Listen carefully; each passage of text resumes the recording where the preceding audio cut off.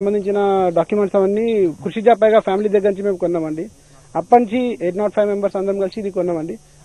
దీన్ని కొంతమంది పొలిటీషియన్లు ఇంకా పెద్ద పెద్ద ఆఫీసర్లు వాళ్ళ అండదండలతో కొంతమంది ల్యాండ్ గ్రాబర్స్ ఇల్లీగల్ గా వాళ్ళ పేరు మీద బేనామీ అసైన్డ్ ల్యాండ్స్ అని చెప్పేసి వాళ్ళ మీద రిజిస్ట్రేషన్ చేసుకోవడం జరిగింది.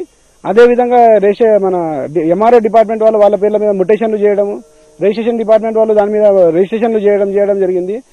అప్పట్లో ఇక్కడ మా మెంబర్స్ అందరూ కలిపేసి ఇంచుమించు ఒక 100 ఇల్లు కట్టుకున్న దాన్ని ఈ తెచ్చిన బేనామీ పేపర్లో అడ్డం పెట్టుకుని కూలగొట్టడం, పోలీసులను తెచ్చి మమ్మల్ని భయభ్రాంతులు చేయడం, ఇక్కడి నుంచి పరిగెట్టేలాగా మమ్మల్ని భయపెట్టడం జరిగిందండి.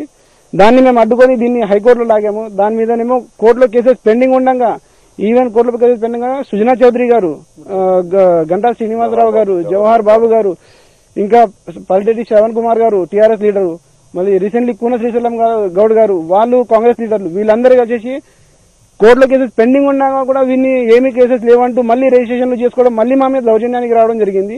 ఇప్పుడు వెళ్తున్నప్పుడు అంతా అధికారులు కృష్ణబాబు గారిని కలిసామండి, ధనంజయ రెడ్డి గారిని కలిసాము, అందరినీ కలిసాము.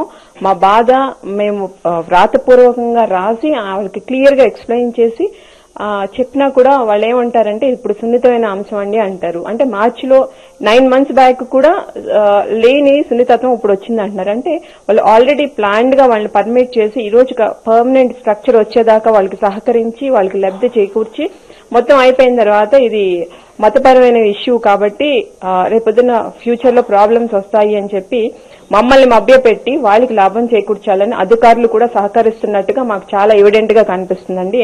ఇదిలా ఉంటే తాము ఈ సంవత్సరంలోనే ఇక్బాల్ అలీ ఖాన్ అనే వ్యక్తి నుంచి 3.5 ఎకరాల భూమి కొనుగోలు చేసి చట్టపరంగా ఆ స్థలంలోనే కల్వరీ టెంపుల్ నిర్మాణం చేస్తున్నామని కల్వరీ టెంపుల్ నిర్వాహకులు అంటున్నారు. తాము ఎవరి భూమిలోనూ అనవసరంగా నిర్మాణం చేపట్టలేదని, హైకోర్టు ద్వారా రిజిస్ట్రేషన్ ఉన్న వారి నుంచి తాము భూమి కొనుగోలు చేశామని కల్వరీ టెంపుల్ వారు చెబుతున్నారు. తమపై కావాలని హెచ్ఏఎల్ ఉద్యోగులు బురద చల్లుతున్నారని, వారికి నిజంగా డాక్యుమెంట్లు ఉంటే చూపించమని సవాల్ విసురుతున్నారు. పైగా రిజిస్ట్రేషన్ కార్యాలయం వారు ఇచ్చిన నోటీసులు తాము ప్రూఫ్ చేసుకుంటామని, న్యాయబద్దంగా కొనుగోలు చేసిన భూమిలోనే కల్వరీ టెంపుల్ నిర్మాణం జరుగుతుందని చెబుతున్నారు. ఇది ఒకళ్ళకి హైకోర్టు రిజిస్ట్రేషన్ చేసింది, వాళ్ళ దగ్గర నుంచి మేము అఫీషియల్ గా మేము రిజిస్ట్రేషన్ చేసుకుని కొనుక్కున్నామండి. పూర్తిగా ఎవరైతే ఇప్పుడు మా మీద ఆరోపణ చేస్తున్నారో, మా మీద కాదు అసలు ఆయన 62 ఎకరాలు నాదే అంటాడు ఆయన. ఎవరో మాకు ఈ రోజు తెలియదు. ఒక్కరోజు కూడా వచ్చి ఇది మాదండి మీరు ఎందుకు వచ్చి అడిగిన దాఖలాలు లేవు ఎక్కడ కూడా. మేము తీసుకుంది కోర్టు ఆర్డర్స్ ప్రకారం, ఎవరైతే రిజిస్ట్రేషన్ చేస్తున్నారో హైకోర్టు ఆర్డర్స్ ప్రకారం వాళ్ళ దగ్గర నుంచి మేము తీసుకోవడం జరిగింది. మా యొక్క చర్చ నిర్మాణం జరుగుతుంది. కష్టార్జితంతో కొనుక్కున్న స్థలాన్ని కాపాడుకోవడం కోసం, కబ్జా రాబందుల నుంచి బయటపడటం కోసం హెచ్ఏఎల్ ఉద్యోగులు శ్రమిస్తూనే ఉన్నారు. అందుకోసం కోర్టులతో పాటు అందరికీ తమ గోడును వినిపించుకుంటున్నారు. రాష్ట్రపతి ప్రణబ్ ముఖర్జీ, రాష్ట్ర గవర్నర్ నరసింహన్, ముఖ్యమంత్రి కిరణ్ కుమార్ రెడ్డి, చీఫ్ సెక్రటరీ మిన్నీ మాథ్యూలతో పాటు జీహెచ్ఎంసీ కమిషనర్ కృష్ణబాబులకు లేఖ రూపంలో తమ సమస్యను చెప్పుకున్నారు. కబ్జా రాబందులకు సహకరించిన టౌన్ ప్లానింగ్ అధికారుల తీరుపైన లేఖలో వివరించారు. చట్టం తన పని తాను చేసుకుపోతుంది అని గౌరవించి న్యాయం కోసం ఎదురు చూస్తున్నారు హెచ్ఏఎల్ ఉద్యోగులు.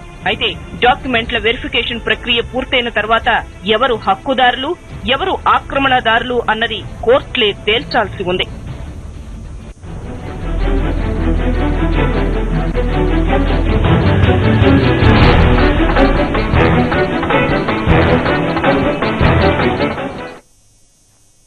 మరిన్ని అప్డేట్ చూసే ముందు ఇప్పుడు షార్ట్ బ్రేక్.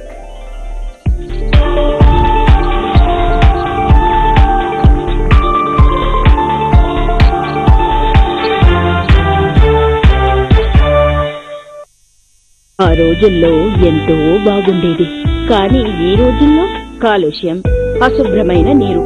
అదృష్టవశాత్తు ఈ తరానికి ఓ చక్కని hair oil news and gold herbal hair oil జుట్టు రాలడం ఆపి చుండ్రుని వెంటనే అరికట్టి కొత్త జుట్టు పెరిగేలా చేస్తుంది. News and gold herbal hair oil, వెంటనే ప్రతిఫలం.